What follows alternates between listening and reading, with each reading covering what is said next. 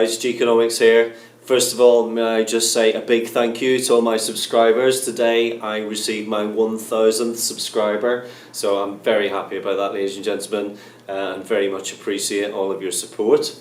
So today I'm going to knock out a quick video here with regard to Unit 3 for the A2 Economics. So that's those of you doing F583, the Economics of Work and Leisure.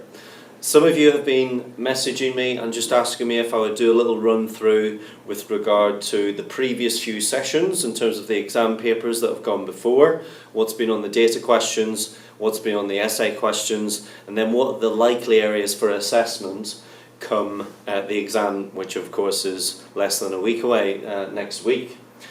First of all, may I just say that at my centre we actually do the transport unit, so we don't actually do this unit, so I don't actually teach it, although I know about it obviously, and I know about the theory and so on that goes alongside of it.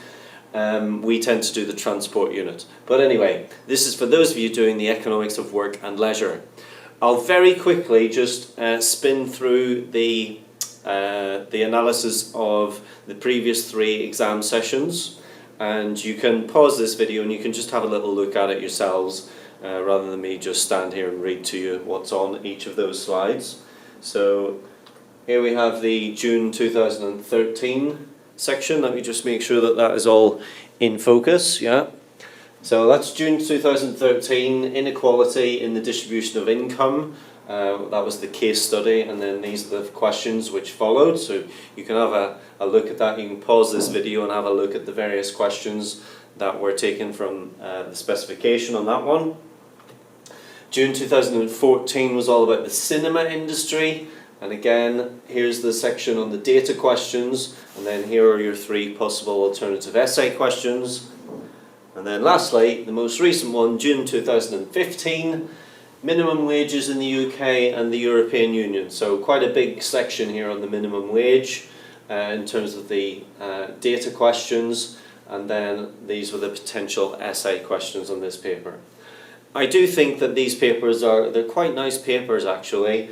Always tend to give you some type of question on marginal physical product, the marginal revenue productivity theory, all that type of thing.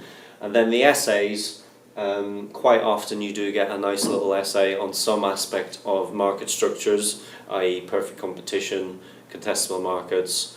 I think the main ones that you need to be aware of for your Economics of Work and Leisure are of course monopoly, monopolistic competition, oligopoly, and then the whole notion of contestable markets.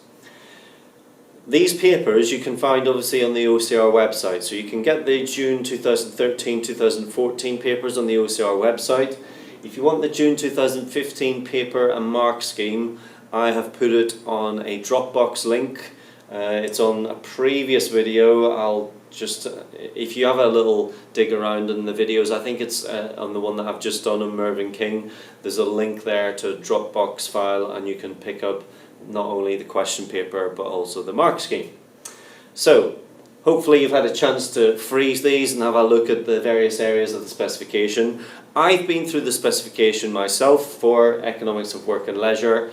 I've had a look at what areas of that specification have primarily been addressed with regard to these 3 previous sets of questions, and so now I'm going to present to you the areas which are potentially more likely for assessment next week.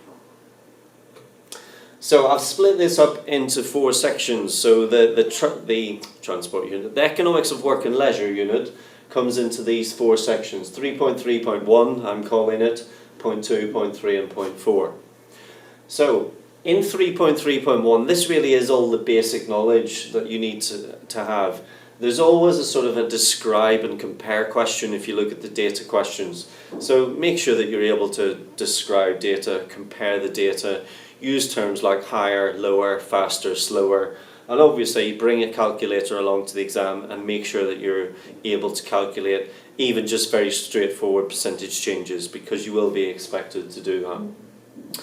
In section 2, which is market structures and competitive behaviour in leisure markets, I think there are 5 areas which are potentially more likely than others to be assessed this time because they haven't been in previous sections.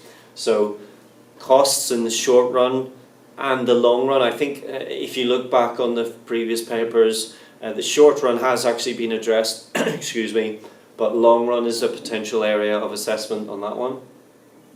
The influences on firms' revenues.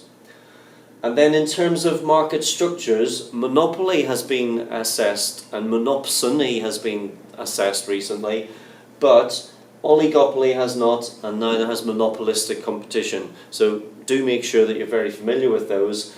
And I do have, not that I'm wishing to plug my own videos, but I do have a couple of quite recent videos on oligopoly and monopolistic competition, which you may find useful. And then there's a final section there on regulation, which also hasn't really been addressed in any of the previous 3 sessions, actually. So that's section 2. Section 3, labour demand, supply and wage determination. Now, some of you have been messaging me about this wage determination, the whole notion of the MRP curve intersecting with the MC curve, the supply curve of labour. I do think that's a relatively straightforward theory, but 2 areas that you may wish to focus your attention on would be, and would include, the supply of labour, particularly in the long run, hasn't been assessed in the recent past. And there really has not been any assessment at all recently, certainly not explicit assessment. You could have included it in some answers potentially in the past, but this whole notion of transfer earnings and economic rent, those are 2 further areas of potential assessment. And then in the final section, market failure and how the government intervenes, I think there are 3 areas that you may wish to look at. So I've split this up into you've got on your specification, if you have a look at it, the causes and consequences of labour market failure.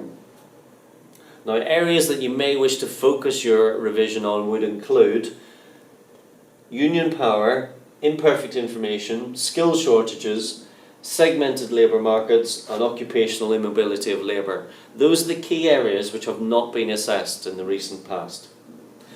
Neither has the whole notion of labour market flexibility. And then finally, government policies towards, now there are a whole list of things in the specification, and I've just pulled out again the ones which are potentially more likely to be assessed. So that would be pensions, inequality, and then the whole notion of the minimum wage, and obviously more recently the national living wage. So those are a few thoughts on the F583 paper. As ever, if you have any questions, do get in touch and I will in due course get back to you. So that's it. Bye for now.